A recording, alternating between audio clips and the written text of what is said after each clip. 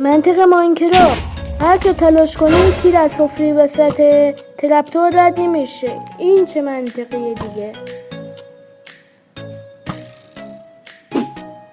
اما از لای دوتا بلوک اثر رد میشه. مثل با باکت میشه لاوا برداشت. حالا که باکت لاوا رو بندازی توی لاوا میسوزه. اگه یه دونه دریپستون بیفته رو سر ویلیجر دمیج بیشتری میده تا 6 تا دریپستون. یه دونه دانه داریم، 14 تا دریپستون بیفته بالاش خراب نمیشه. این همه انویل بیفته بالاش خراب نمیشه. این همه ترایدنت باید خرابش کنه. آخ نگفت.